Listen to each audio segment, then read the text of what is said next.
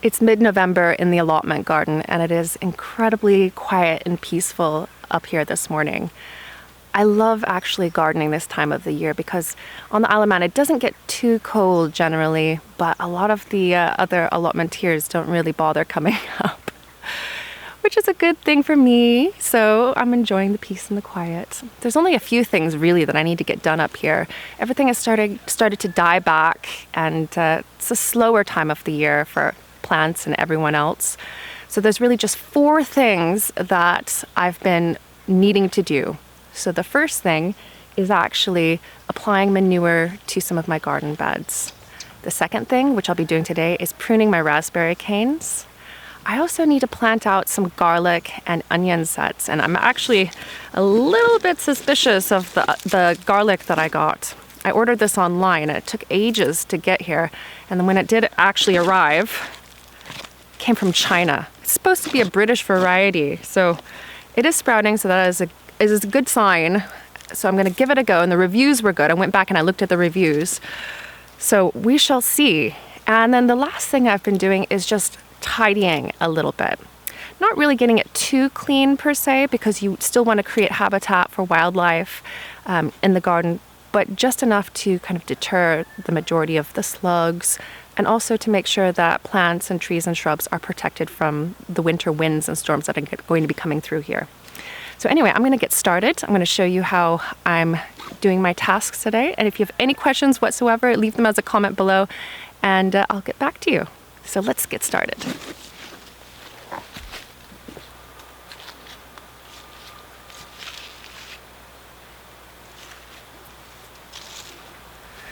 So as you can see, I've made a pretty good dent on my raspberry patch already, and I'm using this tool. It's a type of pruning device. I don't know the exact term for it. Pruner, perhaps? You can use secateurs as well, but I find that using these, which are generally used for trees and shrubs and things, are much easier because you don't have to necessarily kneel as much. You can get into the center of your patch much easier, make short work of it.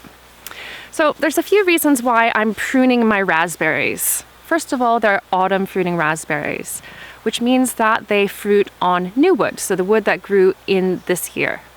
Now the wood, if I left it in situ, next year it would produce some berries early on in the summer, but not really that many, and I don't really want to bother with it, especially for reason number 2.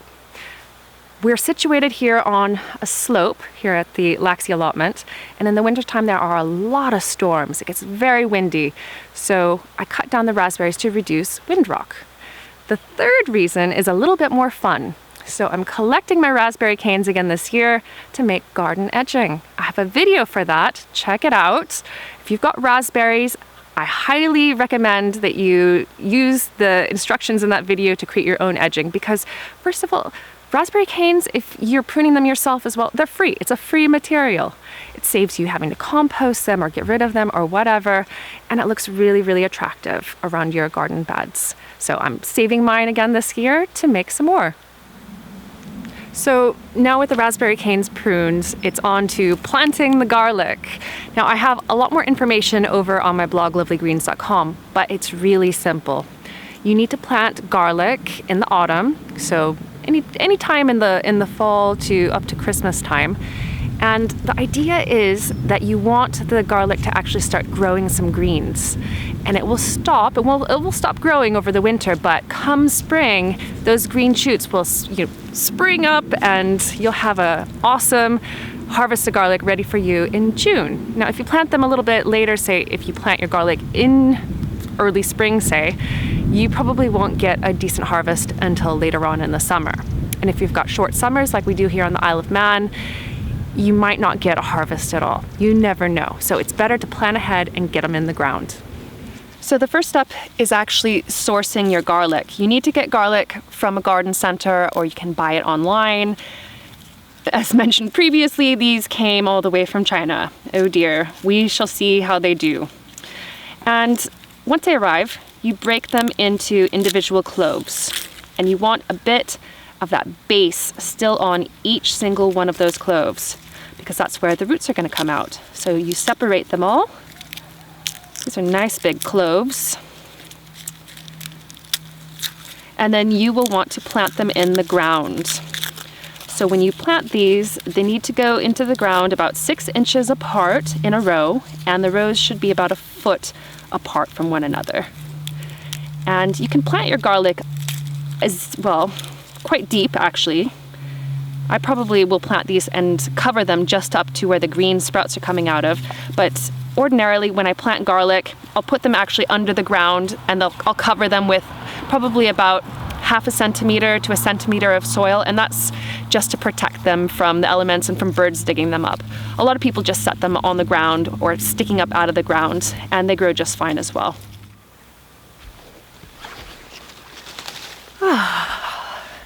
So with all of that finished, I'm pretty much finished up for the day.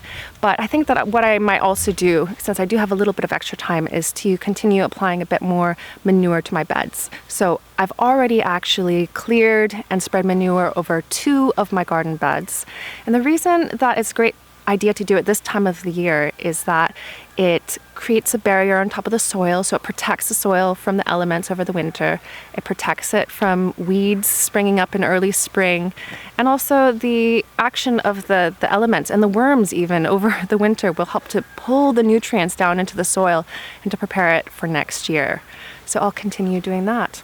And then I also noticed another job that I need to do, but I don't have time for it today.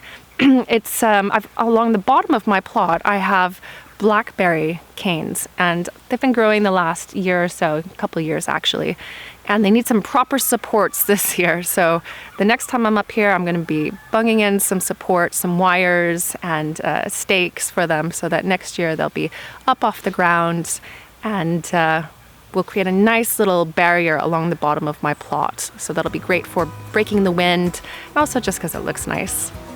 Thanks so much for watching my allotment update video. If you like it, please give me a thumbs up and subscribe if you haven't done already. And as always, leave a comment. I love hearing from you, and I'll get back to you as soon as possible. So have a fantastic gardening day, and I'll see you next week.